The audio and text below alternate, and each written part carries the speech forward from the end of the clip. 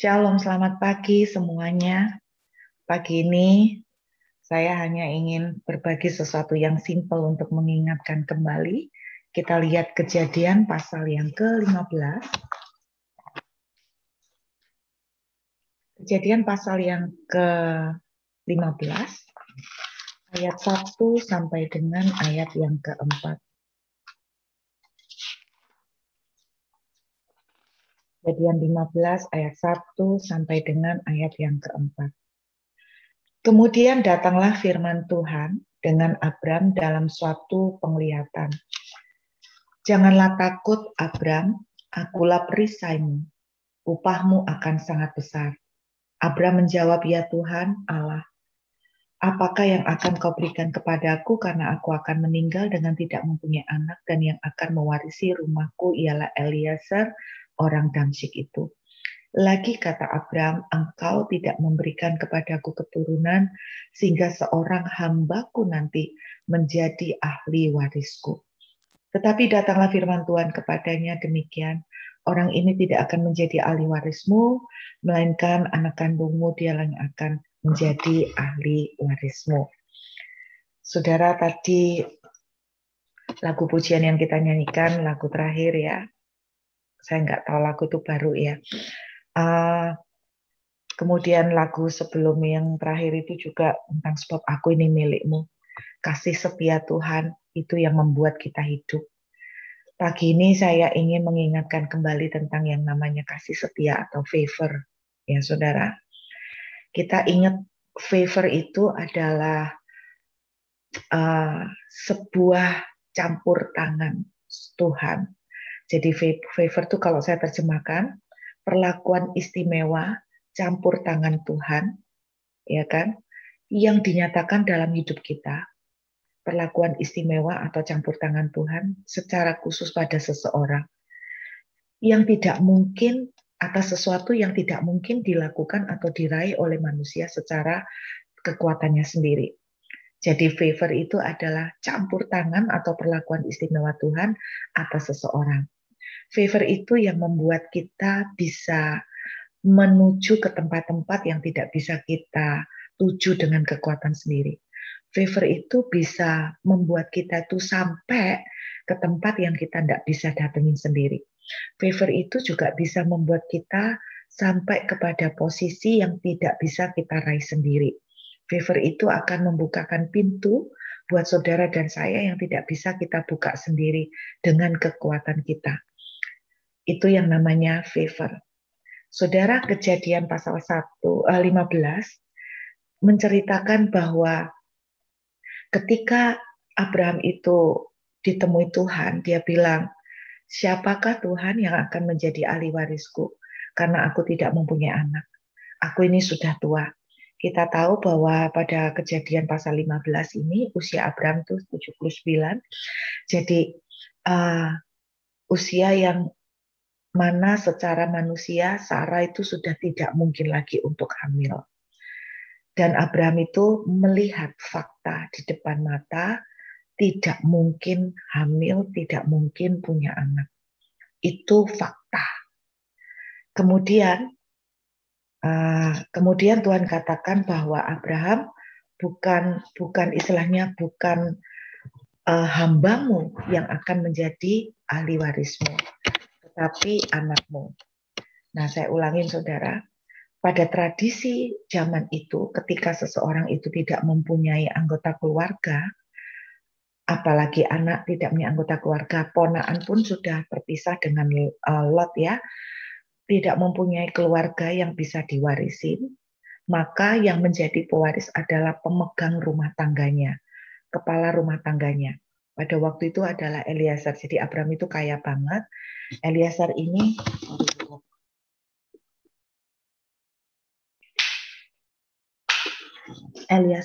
yang memegang rumah tangga Abraham. Shalom. Ya, sorry ya, ini kayaknya wifi-nya ada something. Jadi Eliezer ini yang memegang kepala jadi keluarga rumah tangga Abraham, urusan rumah tangga sehari-hari. Nah, Kalau tidak punya anak atau keturunan nih atau anggota keluarga maka akan jatuh ke Eleazar. Ini secara hukum. Jadi bukan cuma tradisi tapi ini secara hukum. Kira-kira seperti itu. Saya menangkap satu hal, perhatikan baik-baik. Kenapa Abraham itu akan tetap mempunyai keturunan atau pewaris dan bukan jatuh ke tangan Eleazar? Karena Tuhan memberikan sebuah perjanjian kepada Abraham. Tiba-tiba waktu saya membaca Kejadian 15, ada satu kalimat yang Tuhan ingatkan untuk saya sampaikan pagi ini. Dengarkan baik-baik. Covenant atau perjanjian Tuhan pada saudara atau saya, pada seseorang, akan jauh lebih kuat mengikat daripada hukum. Covenant yang Tuhan berikan kepada saudara dan saya akan jauh lebih kuat daripada sistem yang berjalan. Covenant yang Tuhan berikan kepada kita jauh lebih kuat daripada tradisi. Covenant yang Tuhan sudah berikan kepada saudara dan saya jauh lebih kuat daripada segala peraturan. Jauh lebih kuat daripada segala peraturan pemerintah, jauh lebih kuat daripada segala peraturan masyarakat, jauh lebih kuat daripada peraturan hukum. Bahkan jauh lebih kuat daripada segala fakta. Fakta mengatakan bahwa Abraham tidak mungkin punya anak karena sudah tua. Fakta mengatakan bahwa Sarah tidak mungkin mengandung. Hukum mengatakan bahwa karena Abraham tidak punya anak, tidak punya anggota keluarga terdekat, maka yang menjadi pewaris selanjutnya adalah hamba atau orang kepercayaannya. Itu hukum, itu tradisi, itu sistem. Tetapi dengarkan, apapun yang terjadi, bahkan usia mengatakan Abraham dan Sarah tidak mungkin punya anak. Yang namanya covenant akan mengatasi semua ini. Mengatasi usia, mengatasi fakta, mengatasi hukum, mengatasi sistem pemerintahan, mengatasi sistem pengadilan, mengatasi sistem apapun. Dengarkan. Karena saya tahu ada orang-orang di Zoom doa pagi ini, engkau sedang terkena di dalam satu rajutan sistem, atau engkau terkena di dalam satu kungkungan atau rantai dari sistem pengadilan kah, atau apapun yang membuat dalam tanda kutip engkau ada di posisi yang lemah. Tapi dengarkan baik-baik. Kalau Tuhan sudah memberikan covenant kepadamu, itu akan mengatasi semuanya. Saudara, saya ajak melihat sebentar di dalam Esther pasal 2, ayat yang ke-17. Esther pasal 2, ayat yang ke-17. Esther pasal 2 ayat yang ke-17. Maka Esther dikasihi oleh Baginda lebih daripada semua perempuan yang lain. Dan ia beroleh sayang dan kasih Baginda lebih daripada semua anak darah yang lain. Sehingga Baginda mengenakan mahkota kerajaan ke atas kepalanya dan mengangkat dia menjadi ratu ganti Wasti. Saudara perhatikan, Esther ini sebetulnya anak angkat.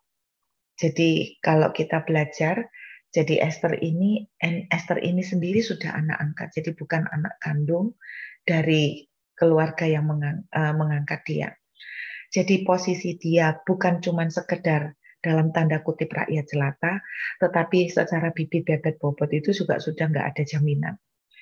Kenapa di antara 14.000 calon ratu yang diperhadapkan dalam masa-masa semifinal, ya perhatikan 14.000 calon ratu. Bagaimana mungkin sepandai-pandainya orang memilih seorang wanita yang cantik, kalau 14.000 ini ngalang-ngalai rekornya Salomo ya, 6.000 istri ya, Gundi. 14.000, bagaimana Anda cara memilih orang yang cantik di antara 14.000, memilih satu di antara 14.000? Esther jatuh pada pilihan ke Esther itu karena apa? Cuman karena satu, karena favor. Kenapa saya bilang karena favor? Cuman karena tangan Tuhan yang bisa melakukan itu ke atas Esther. Perlakuan istimewa yang Tuhan lakukan atas favor, atas Esther. Kenapa? Karena yang saya bilang itu favor. Masalahnya, kenapa favor ini terjadi? Karena Tuhan sudah punya covenant atas bangsa Yahudi. Bahwa Tuhan tidak akan membinasakan bangsa Yahudi. Tuhan tidak akan membinasakan bangsa pilihannya. Sehingga Tuhan tahu, kalaupun pemerintah pada waktu itu, kalaupun penjajah pada waktu itu istilahnya, mau memutuskan untuk membinasakan bangsa Yahudi. Dengarkan, Tuhan punya covenant atas bangsa pilihannya, di mana bangsa pilihannya tidak akan mungkin dibinasakan. Itu yang akan membuat Tuhan tetap melakukan favor atau perlakuan istimewa pada Esther. Bapak Ibu dengar baik-baik. Ternyata saya menemukan kaget sekali. Kata covenant bahasa aslinya adalah keset. Keset, jadi ingat keset ya. Keset yang kita pakai keset.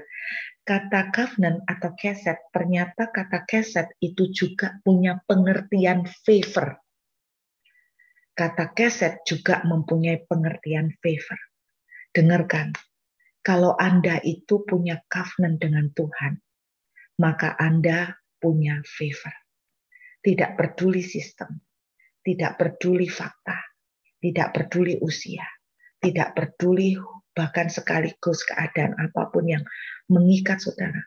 Kalau Anda sudah punya covenant, maka favor itu akan berlaku atas saudara. Amin. Saudara, saya ingin kesaksian sedikit. Ada satu cerita yang saya dengar kemarin. Dan cerita ini menjadi berkat buat saya.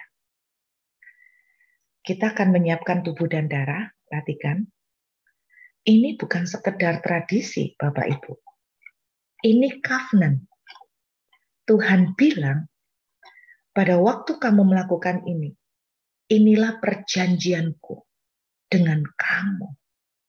Saudara tahu perjanjian apa ini? Saya suka sekali membaca Efesus pasal 1 yang sering saya sampaikan kepada saudara berkali-kali. Efesus pasal 1, Rasul Paulus bilang begini, aku tuh berdoa supaya kamu tuh mengerti pengharapan apa yang terkandung di dalam kematian dan kebangkitan Yesus. Pengharapan apa? Bahwa segala sesuatu telah diletakkan di bawah kaki Yesus. Segala sesuatu telah diletakkan di bawah kaki Yesus. Amin. Ini covenant. Ini covenant, salah satu akibat atau salah satu dampak dari covenant ini adalah menempatkan saudara menjadi miliknya. Waktu Tuhan ngomong begini, ketika kamu melakukan ini, kamu koinonia dengan aku. Kata koinonia, dengarkan. Arti kata koinonia adalah milikku, milikmu. Amin. Jadi ketika Tuhan itu ngomong begini sama kita, aku koinonia dengan engkau, milikku, milikmu. Apa yang sudah aku menangkan dari ini, itu juga jadi milikmu. Apa yang sudah aku dapatkan dari perjamuan ini, dari tubuh dan darahku, ini sekarang tak kasihkan ke kamu. Saya cuma mau kasih contoh. Saya mau kasih contoh salah satu kesaksian ya. Ada seorang wanita ditinggalkan oleh suaminya, cerai. Oke ya, diceraikan oleh suaminya, udah cerai nih, Bapak Ibu udah cerai. Selama beberapa lama dia itu hidup stres. Dia itu merasa hidup itu gagal, rumah tangganya berantakan. Selama beberapa lama dia betul-betul hidupnya itu kacau balau karena kehancuran dalam rumah tangga.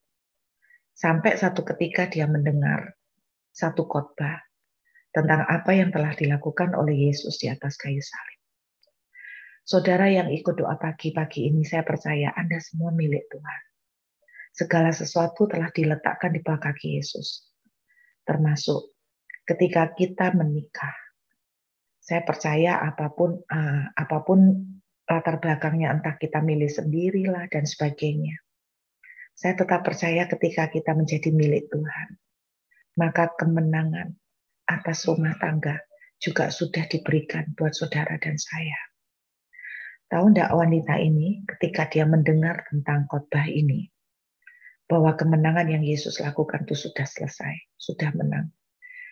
Dia itu mendapatkan satu pewahyuan yang itu mengajarkan saya. Dia itu bilang begini, daripada, perhatikan baik-baik, daripada kita itu fokus pada kekalahan, daripada kita itu fokus kepada masalah, daripada kita fokus kepada ruwetnya persoalan yang kita hadapi, daripada kita tuh fokus pada problem demi problem yang kita hadapi. Kenapa kita tidak fokus pada kemenangan yang sudah kita dapatkan?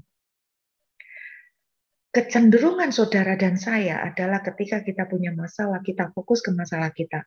Kita fokus kepada besarnya persoalan kita. Kita fokus kepada ruwetnya masalah yang kita hadapi. Kenapa kita tidak fokus pada besarnya kemenangan yang kita terima? Lalu dia bilang, setelah dia ngerti ini, apa yang dia lakukan? Dia mulai bangkit, dia mulai deklarasi, dia mulai memperkatakan kemenangan yang telah dia peroleh oleh tubuh dan darah, kemenangan yang telah dia peroleh sebagai milik Tuhan, kemenangan yang dia telah peroleh menjadi milik Tuhan secara pribadi. Dengarkan, daripada Anda berkeluh kesah mengenai ruwetnya masalah, mengenai besarnya persoalan yang Anda hadapi, kenapa Anda tidak mulai berdiri dan memakai covenant yang telah Anda terima dari Tuhan? Covenant apa, Bu Ruth? Saya tidak tahu, saya tidak dengar suara Tuhan. Salah satu covenant yang sudah jelas Anda terima adalah tubuh dan darah. Daripada Anda berkeluh kesah, sakitku kok tambah parah, keadaan ketambah berat, kemungkinan kesembuhan kata dokter semakin kecil. Daripada Anda fokus ke sana, kenapa Anda tidak mulai fokus kepada covenant yang Tuhan sudah berikan kepada saudara? Tuhan bilang, ini koinonia dengan kamu.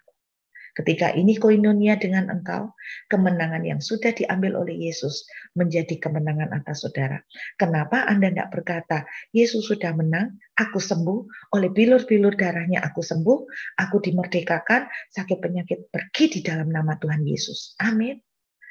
Apapun yang sedang membelit saudara, apapun, dengarkan, Tuhan telah memenangkan itu semua melalui tubuh dan darah. Amin. Covenant itu jauh lebih kuat daripada tradisi. Covenant jauh lebih kuat mengatasi sistem. Covenant jauh lebih kuat daripada hukum alam.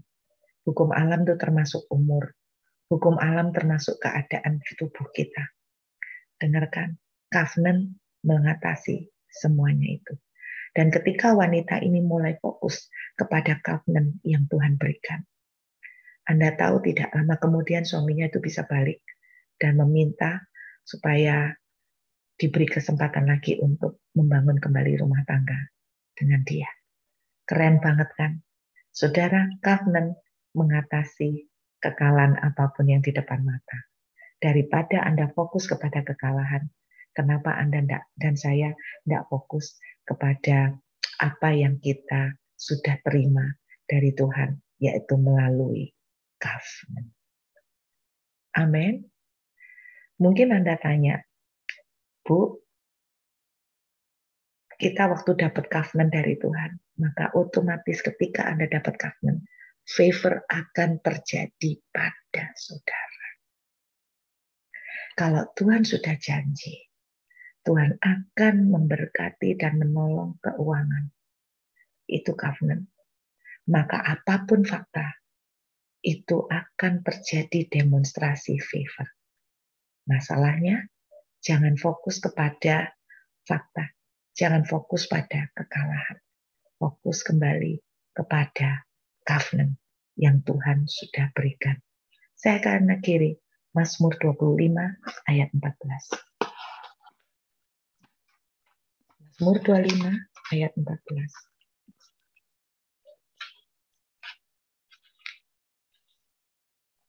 Ingat ya, kalau Anda tanya, gimana sih saya ngalamin favor?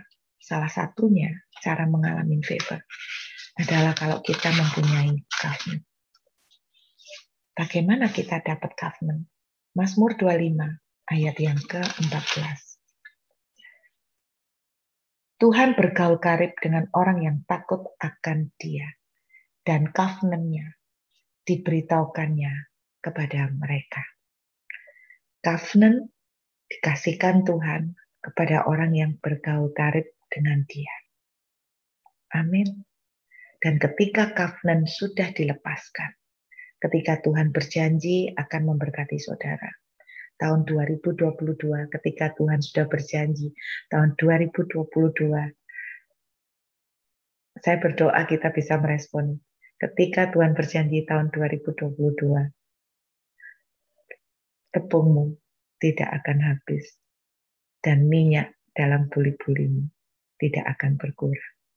Saya berkata, amin, jadilah sesuai perkataan Tuhan.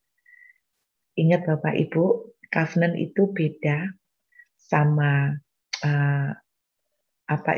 covenant itu punya kekuatan yang beda. Jadi covenant itu punya syarat gini, covenant itu dua pihak.